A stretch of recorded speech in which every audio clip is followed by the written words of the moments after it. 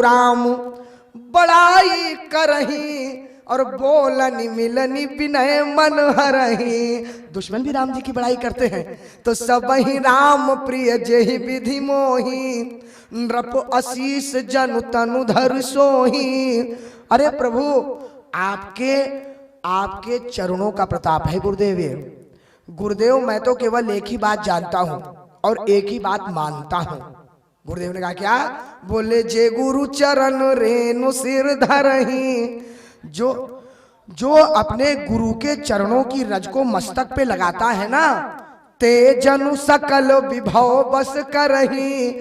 उससे फिर संसार की कोई भी सुख संपदा वैभव संपत्ति अछूती नहीं रह सकती। तो गुरुदेव ने कहा कि ये आपको कैसे मालूम? बोले ऐसे मालूम कि मैंने भी वही किया है और मुझसे ज्यादा कौन जानेगा इस बात को गुरुदेव। मैं चक्रवर्ती सम्राट हूं, 4 बेटे आज्ञाकारी, 4 बहुएं आज्ञाकारी, पत्नियां सारी आचरण पुनीत है जिनका सब। और क्या चाहिए एक व्यक्ति को? मोहि सम यह अनुभयऊ न दूजे और सब पायऊ रज पावनी पूजे। मैंने तो सब पा लिया आपके इन रज को पूजन करके, आपके चरणों की धूल से सब कुछ पा लिया गुरुदेव। तो गुरुदेव ने कहा सब पा लिया? क्या बात है, सब कुछ पा लिया? बहुत प्रसन्नता है हमें, आपको सब मिल गया। ऐसा ही संतुष्ट होना चाहिए व्यक्ति को। ध्यान दीजिए, गुरुदेव कह रहे हैं राजन ऐसा ही संतुष्ट व्यक्ति को होना चाहिए। तुमने कम से कम ये तो बोला कि हमने सब पा लिया, वरना सब पाने के बाद भी लोग कहते हैं कि अभी कुछ कमी रह गई। तुम ये तो कह रहे हो कि सब पा लिया। तो राजा जी कहते हैं कि मुझे भी कुछ कहना है, पहले पूरी बात तो खत्म होने दीजिए। बोलिए आप भी बोले, क्या बोल रहे हैं? बोले अब अभिलाष एक मन मोरे और पूजी नाथ अनुग्रह तोरे। अब ध्यान दीजिए माताओं बंधुओं, एक तरफ चक्रवर्ती सम्राट कह रहे हैं कि सब कुछ पा लिया और सब कुछ पाने के बाद भी क्या कह रहे हैं कि एक अभिलाषा बाकी रह गई है। वाह साहब, जब एक अभिलाषा बाकी रह गई है तो सब कुछ क्यों पा लिया, कैसे पा लिया? कहने का अर्थ है, ये सूत्र है माताओं बंधुओं, हम लोग सब कुछ भी पा लेना तो भी सब कुछ पाने के बाद भी कुछ ना कुछ कमी रह ही जाती है। जैसा बहादुर शाह जफर ने कहा है ना कि हजारों ख्वाहिशें ऐसी कि हर ख्वाहिश में दम निकले। ऐसी ऐसी मन्नतें भी हम लोगों की पूरी हुई हैं, लेकिन बहुत निकले मेरे अरमान, लेकिन फिर भी कम निकले। माने कितनी भी पूरी क्यों ना हो जाए फिर भी लगता है कि कम हुआ, अरे और हो जाना था, और हो जाना था। ये कभी भी संतुष्टि नहीं होगी माताओं बंधुओं। आप लोग श्रीमद् भागवत महापुराण की कथा श्रवण किए हैं। जब वामन भगवान पहुंचे थे ना राजा बलि के पास, तो महाराज बलि ने यही कहा था वामन भगवान से, अरे बलि, अरे प्रभु मुनिवर, आप राजा बलि के पास आ गए हैं, मांग लीजिए जो मांगना है और इतना मांग लीजिए कि यहां से बाहर जाने के बाद कुछ मांगने की आवश्यकता ना पड़े, नहीं तो हमारी बड़ी बेइज्जती होगी। कोई इच्छा बाकी ना रह जाए ऐसा मांगिएगा, जो जो लिस्ट बनानी हो बना लीजिए, मांग लीजिए। वामन भगवान ने कहा बलि, आप कह रहे हैं कोई इच्छा बाकी ना रह जाए आपसे मांगने के बाद, तो सदैव याद रखिएगा इस सारी सृष्टि की सारी संपदा, सारे सुख, सारी संपत्ति भी यदि एक साथ मिल जाए ना 14 भुवनों की, तो भी वो एक मनुष्य के मन को संतुष्ट नहीं कर सकती। हम संतुष्ट नहीं हो, एक मनुष्य के मन को नहीं संतुष्ट कर सकती अगर सारे तीनों लोक और 14 भुवन क्यों ना मिल जाएं। तो वही बात देखिए माताओं बंधुओं, कह रहे हैं अब अभिलाष एक मन मोरे।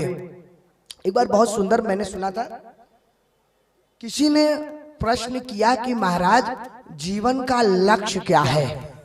वैसे तो हम सब जानते हैं कि जीवन का लक्ष्य भगवान की भक्ति है, चरणों में सखा परम परमारथ है वो, मन क्रम वचन राम पद नेहु, वो तो हम जानते हैं। लेकिन भौतिक जीवन का लक्ष्य क्या है? तो भौतिक जीवन के लक्ष्य में उत्तर ही आया कि भौतिक जीवन का कोई लक्ष्य ही नहीं है। हम लोग बहुत भ्रमित हैं इस लक्ष्य में, क्योंकि सोचते हैं कि ये हो जाए और जैसे ही उस लक्ष्य की प्राप्ति होती है मन में आता है कि अब इससे बड़ा लक्ष्य मिल जाए, फिर उससे बड़ा लक्ष्य मिलता है तो सोचते हैं कि इससे भी बड़ा लक्ष्य मिल जाए। ये कभी अंत नहीं है इस बात का। आप देखिए ना, चक्रवर्ती सम्राट राजा दशरथ जी कह रहे कि अब अभिलाष एक मन मोरे और पूजी नाथ अनुग्रह तोरे। वशिष्ठ जी कहते हैं राजन राउर नाम जस सब अभिमत दातार। राजन राउर नाम जस अभिमत फल दातार और फल अनुगामी महिप मणि मन अभिलाष तुम्हार। कितनी सुंदर बात कही। वशिष्ठ जी ने कहा ऐसा है आपके अभिलाषा का फल अनुगामी है, फल प्रतीक्षा कर रहा है कि आप अभिलाषा तो करिए, हम आने को तैयार हैं, आप कोई इच्छा तो करिए। जैसा कि एक शायर ने कहा है ना कि खुदी को कर बुलंद इतना कि हर तदबीर से पहले खुदा बंदे से खुद पूछे बता तेरी रजा क्या है। तो वही इस दोहे से निकाला गया है वो शेर। वशिष्ठ जी कह रहे हैं कि आप अभिलाषा करिए, फल तैयार है, बोलिए। तो बोले प्रभु इच्छा तो केवल एक ही है, नाथ राम करी है जुबराजू करहु कृपा करी सबई समाजू।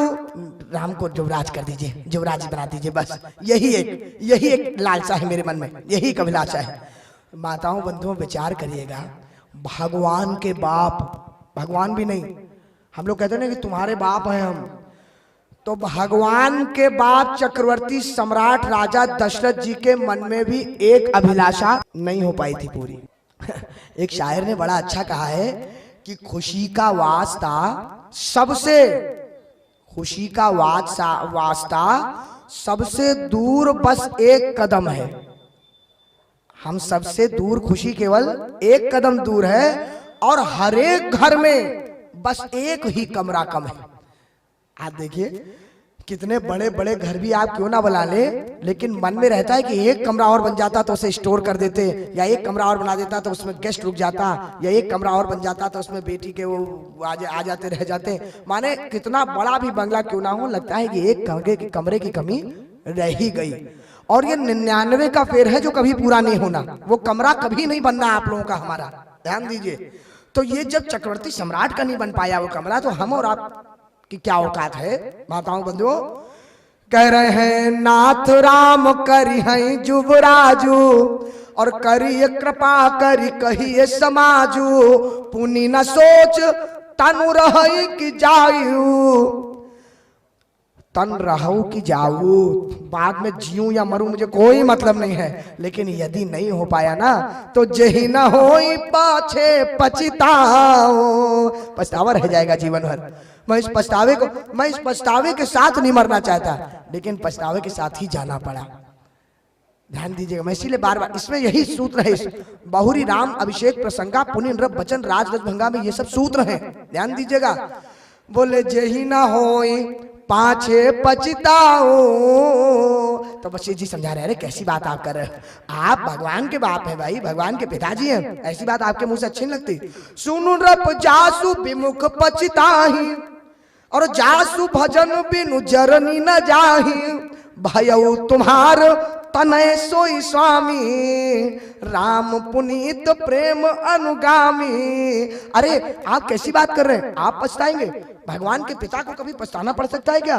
तो कहा अच्छा ठीक है, तो गुरुदेव ये बताइए कि कब कर दिया जाए राज्याभिषेक, राज्याभिषेक की तारीख बता दीजिए गुरुजी, आपसे हम जन्म पत्रिका निकालने आए हैं, मुहूर्त बताइए, कोई अच्छा मुहूर्त हो तब राज्याभिषेक किया जाए, बताइए।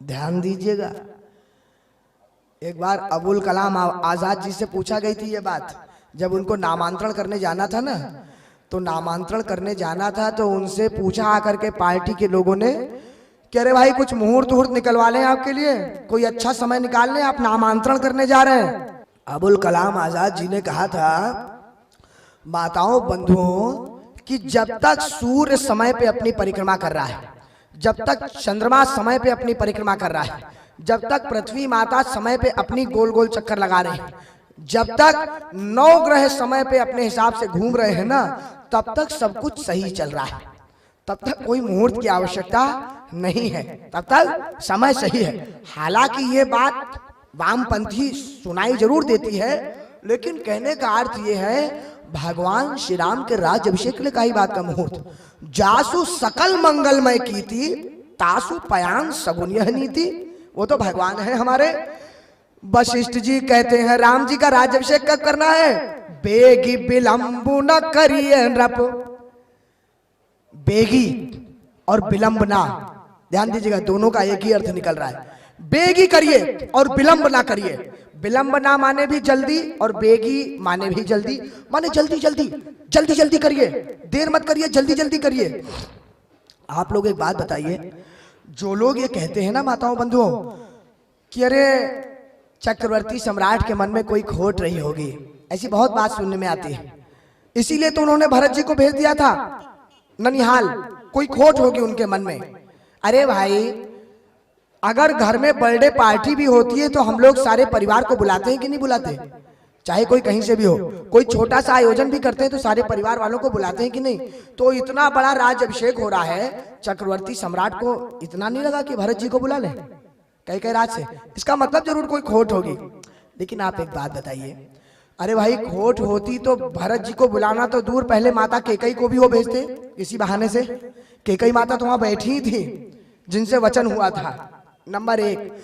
और दूसरी बात, जब मुहूर्त निकालने की बात आई तो वशिष्ठ जी ने कहा जल्दी जल्दी करो, जल्दी जल्दी करो। अब बताइए कहां समय था? अगर वो कोई तारीख देते कि आज से 10 दिन बाद तो पत्रिका छापी जाती, तब बुलाया जाता लोगों को। अगले दिन का समय है ये, तुरंत कल, आज शाम तक जितनी तैयारी हो जाए हो जाए, कल सुबह से राज्याभिषेक की परिपाटी रची जाएगी। बेगी विलंब न करिए नृप, साजिए सब ही समाज, और सुदिन सुमंगल तब ही जब राम हो ही जुबराज। वही दिन सुदिन है, वही घड़ी सुमंगल है जब राम जी का राज्याभिषेक होगा। वाह, राजा जी प्रसन्न हो गए, दौड़े भागे, भाग के आए, सारे मंत्रियों से कहा देखो ऐसा है, ऐसा है, मैं राज्याभिषेक करना जा रहा हूं। फिर देखिए लोकतंत्र, लोकतंत्र का आप तस्वीर देखिए, चरित्र देखिए, चरित्र, चरित्र नहीं चरित्र देखिए, आप फोटो देखिए लोकतंत्र की। चक्रवर्ती सम्राट की गुरुजी से बात हो गई थी, बस बात खत्म, राजा और गुरुजी दोनों तैयार हैं, तो किसी और से पूछने की क्या आवश्यकता है। लेकिन लोकतंत्र का यही खूबसूरती है, यही सुंदरता है। प्रजा से पूछना आवश्यक है, मंत्रिमंडल से पूछना आवश्यक है। माताओं बंधुओं, अंग्रेजी में हम लोग कहते हैं by the people, for the people और ऑफ द पीपल। माने बिना, एक बात सदैव समझ लीजिए, कोई भी सरकार हो वो जनता के लिए होती है, जनता कभी भी सरकार के लिए नहीं होती है, ये बात समझिए। तो यहां पर भी यही हुआ, सरकार जनता के लिए थी। राजा ने पूछा कि मैं ऐसा कर दूंगा, गलत तो नहीं होगा? मेरे और गुरुजी की चर्चा तो हो चुकी है, लेकिन मुदित महीपति मंदिर आए और सेवक सचिव सुमंत्र बुलाए। बोले जाओ 5 ही मत लागे नीका, तो करऊं हर्ष ही राम ही ठीका। अगर आप सबको पसंद हो, आप लोग माने तो मैं कर दूं, राज्याभिषेक कर दूं। वाह, मंत्री तो प्रसन्न हो गए, क्या बात कर रहे हैं राजा जी, इतनी सुंदर बात, राम जी हमारे राजा बन जाएंगे, हमारे देखते देखते राजा बन जाएंगे। मंत्री मुदित सुनत प्रिय बानी, और अभिमत बिरओ परे जनु पानी। बोले जगमंगल भल काज विचारा, और बेगिय नाथ न लाई बारा। तुरंत करिए, राम जी को राज्याभिषेक तुरंत करिए, हम सब आपके साथ हैं। तुरंत कहा ऐसा है कि मैं आपसे केवल यही सलाह लेने आया था, और मुनिराज ने पहले से आज्ञा दे दी है, सबका काम बांट दिया है, आप जाके मुनिवर से मिल लीजिए सब लोग और अपने अपने काम पे लग जाइए, ताकि तब तक हम जितने लोगों को बुला सकते हैं आजकल में वो सब बातें हो जाए। तो कहे भूप मुनिराज कर जोई जोई आय सुहोई, राम राज अभिषेक हित बेगी करहु सोई सोई। करो करो सब लोग करो, मैं भी जा रहा हूं अपने काम में। अब माताओं बंधुओं, धीरे धीरे धीरे सारी प्रजा में ये बात फैलने लग गई, राम जी का राज्याभिषेक होना है, राम जी का राज्याभिषेक होना है। वाह, सब लोग प्रसन्न हैं, सब लोग प्रसन्न हैं। माताओं बंधुओं ध्यान दीजिएगा, सारी प्रजा सोच रही है कि राम जी का राज्याभिषेक होगा, तो सारी प्रजा ये सोच रही है कि कल होगा, काली लगन भर के तिक बारात। कितना टाइम हुआ कल होने में भी? तो अभी तो आधा ही घंटा बीता है, अभी 45 मिनट हुए। माने एक दिन उनको भारी हो रहा है अयोध्या वासियों को।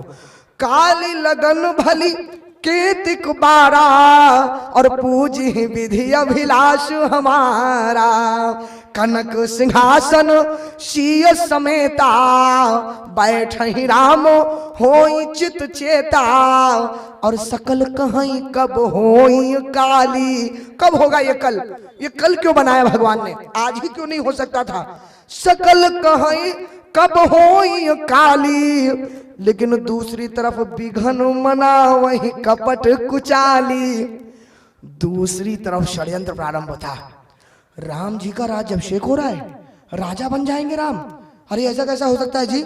हमसे तो कुछ और बात की थी उन्होंने, अभी सिंहासन पे बैठने जा रहे हैं और सारे अयोध्यावासी इस प्रकार से प्रसन्न हैं। तो तिन्हि सुहाइन अवध पधावा, क्योंकि चोर ही चंदनी रात न भावा।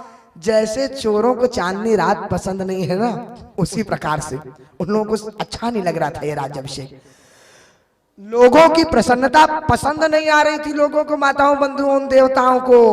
एक बात समझ लीजिए, माताओं बंधुओं, ये जितनी व्यवस्थाएं हैं ना, ये सज्जन लोगों के लिए है, चोरों के लिए नहीं है।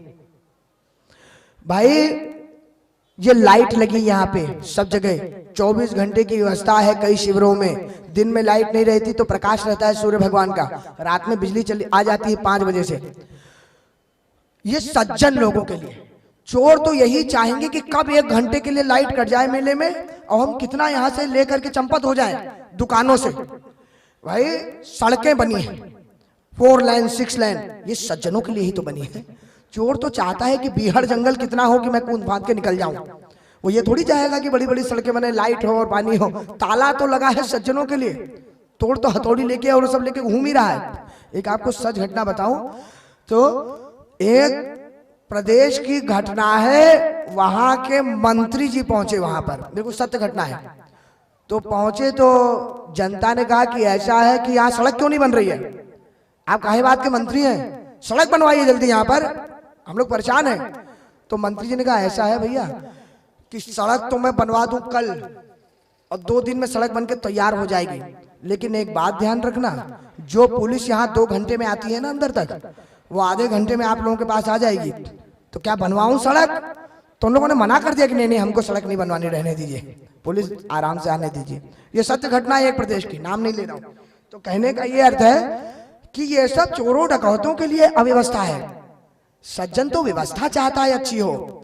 यहां पर गोस्वामी जी देवताओं को भी चोरों की उपमा दे रहे हैं कि ये प्रसन्नता अच्छी नहीं लग रही, ये प्रसन्नता अच्छी नहीं लग रही इन देवताओं को।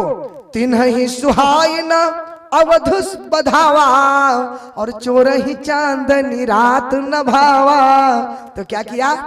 जा करके माता सरस्वती के चरणों में गिर गए। अरे माता, अरे माता, अरे मदद कर दो, मदद कर दो माता, आपसे निवेदन है मदद कर दो। तो माता ने कहा अरे आप कैसी बात कर रहे हैं, हम ये कोई मदद, ये ऐसी मदद हम नहीं कर सकते। भगवान राज अभिषेक पे जा रहे हो, आप कह रहे हैं मदद कर दो, ये नहीं होगा हमसे। बार बार गही चरण सकोची, सब लोग संकोच में डाल रहे हैं। करना क्या है ये तो बताओ। माता सरस्वती से कहते हैं माता विपत्ति हमार बिलो की बड़, माँ तू करी सोई आज, कि राम जाहि बन राज तजी तो हो सकल सुर काज। बस राम जी राज छोड़ के चले जाएं, हम लोगों का काम बन जाएगा, चले जाएं बस हो। तो माता ने कहा अरे राम जी को तुम्हें मालूम नहीं है कल उनको राज्याभिषेक के लिए कहा गया है, थोड़ा 4 दिन पहले नहीं आ सकते थे?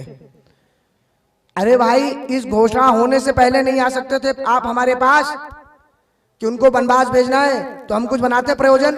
अब जब उनको राज्याभिषेक करने की बात आ गई तब आकर के कह रहे हैं कि अब राज्याभिषेक नहीं होगा। ध्यान दीजिएगा।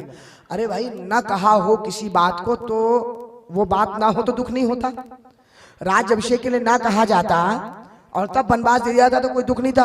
अब उनको अगले दिन राज्याभिषेक होना है उनका और आप आज हमसे कह रहे हैं कि अरे ऐसा कर दीजिए, उनको वनवास किसी प्रकार भेज दीजिए। ऐसा नहीं कर सकती मैं, ये सब गलत बात है। कहा क्यों? कहा राम जी को कैसा लगेगा बताओ, चक्रवर्ती सम्राट बनने वाले उनको कैसा लगेगा। तो देवताओं ने कहा कैसी आप बात कर रही हैं, आप भी कहीं उनके उस रूप को, उनकी लीला को देख करके मोहित तो नहीं हो गई माता? अरे ये सब लीला चल रही है, वो इन सब बातों से, दुख सुख से परे हैं, वो परब्रह्म श्री राम हैं। उनको आप मनुष्य वाले राम जी मत समझ लीजिएगा, उनको कोई दुख नहीं होना। विस्मय हर्ष रहित रघुराओ और तुम जानो सब राम प्रभाव। वो तो विस्मय और हर्ष से परे हैं वो राम जी, आप नहीं जानती क्या ये बात? तो माता सरस्वती ने कहा हाँ जानती हूँ, अच्छा हुआ आपने याद दिला दिया, मैं जानती हूँ ये बात। वैसे राम जी विस्मय और हर्ष से रहित है, बिल्कुल ठीक कह रहे हैं आप देवताओं। तो जैसे राम जी विस्मय हर्ष से रहित हैं देवताओं, वैसे ही माता कौशल्या भी विस्मय हर्ष से रहित होंगी। क्यों? अयोध्या वासियों को भी कोई दुख नहीं होगा, चक्रवर्ती सम्राट भी विस्मय और हर्ष से रहित होंगे, वो भी संभाव में रहेंगे, इन लोगों को भी कोई दुख नहीं होगा। अरे देवताओं, सारी अयोध्या धाम पे क्या बीतेगा ये तो सोचो, राजा जी पर क्या बीतेगा ये तो सोचो, माता कौशल्या पे क्या बीतेगा ये तो सोचो।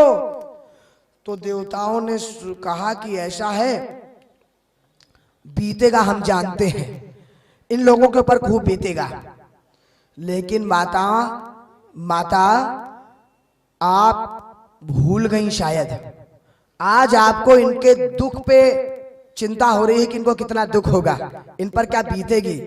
माता जरा याद करिए, इनसे ज्यादा सुख भी संसार में किसी ने लिया है क्या? आप बताइए। इन लोगों जिनका आप नाम ले रहे हैं माता, इनसे ज्यादा भाग्यशाली भी संसार में कोई हुआ क्या? कहने का क्या अर्थ है? कहने का अर्थ यह है माताओं बंधुओं कि जितना ज्यादा आप सुख के बारे में सोचेंगे ना, हमें ये भी मिल जाए, हमें वो भी मिल जाए, तो ध्यान दीजिएगा जितना आप सुख आपके पास आएगा उतने ही दुख के लिए भी तैयार रहिएगा। जितनी संपत्ति आएगी उतनी ही चिंता के लिए भी तैयार रहिएगा। ऐसा नहीं होता कि मीठा मीठा गप और कड़वा कड़वा। तो 10 माले की अपार्टमेंट बनाएंगे, भूकंप आएगा तो 10 माला उजड़ गया 50 करोड़।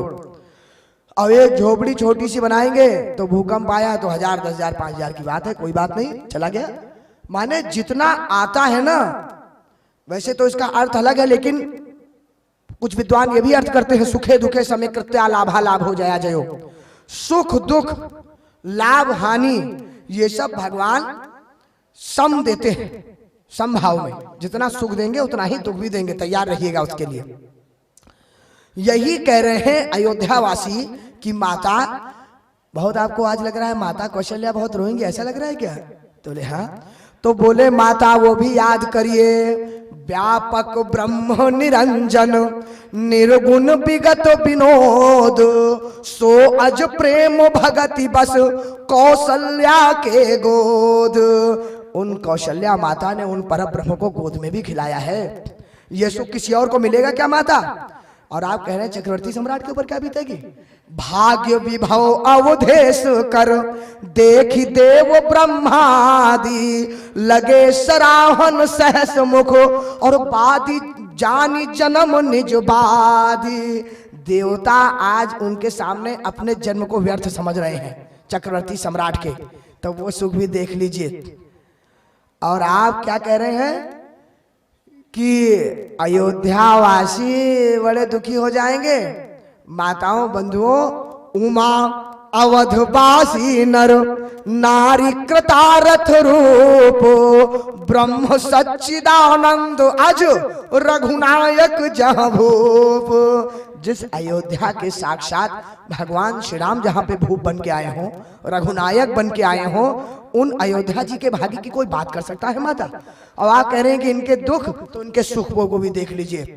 जीव कर्म बस सुख दुख भागी, जैसा सुख है वैसा ही दुख भी झेलना है, ये सब कर्म गति है।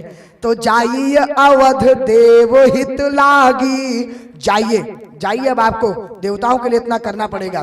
तो माता पार्वती, माता सरस्वती सोच रही हैं कि ऊंच निवास नीच कर तूती, और देखी न सकी ये पराई विभूति। देखो तो इन बड़े बड़े लोगों को।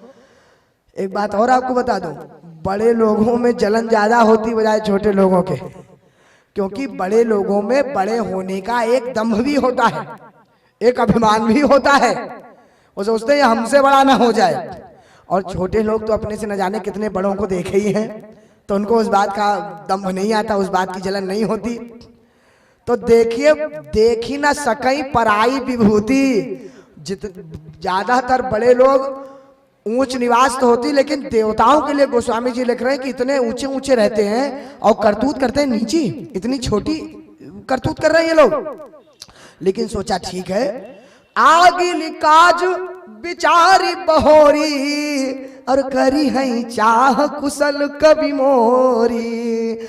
माताओं बंधुओं, माता सरस्वती सोच रहे हैं कि कभी मुझे जरूर बख्श देंगे, मेरी कोई गलती नहीं है, ये बात जानते हैं। इस तरफ से देवताओं ने मुझको प्रेशर में डाला, देवताओं ने दबाव बनाया है माताओं बंधुओं। और दूसरी बात कि भगवान श्री राम वनवास नहीं जाएंगे तो संतों की रक्षा कैसे होगी, ये समझ के भी हो सकता है मेरे लिए कोई बुरी बात ना कहे कोई। तो क्या किया, अब माता सरस्वती पहुंची, ध्यान दीजिएगा। तो माताओं बंधुओं जाके पहले तो उन्होंने खोजा माता सरस्वती ने कि कौन ऐसा उपयुक्त व्यक्ति है जिस पर जाकर मैं चढ़ूं, जिससे मैं अपना काम बनवाऊं। तो जब जाकर के देखा कि किससे अपना काम बनवाऊं, तो बहुत खोजबीन करने के बाद भी अयोध्या धाम का तो कोई नागरिक मिला ही नहीं, अयोध्या वासी तो कोई मिला ही नहीं। खोजबीन कर मिली अयोध्या जी में रहने वाली, जो अयोध्या वासी नहीं है, कौन, नाम मंथरा। नाम मंथरा मंदमती। देखिए नाम भी मंथरा, मंथरा माने मंथर, मंथर माने जड़, जड़ मंथरा, और काम भी मंथरा मंदमती। नाम मंथरा मंदमती, चेरी के कई केरी। और चेरी किसकी है, केकई माता की।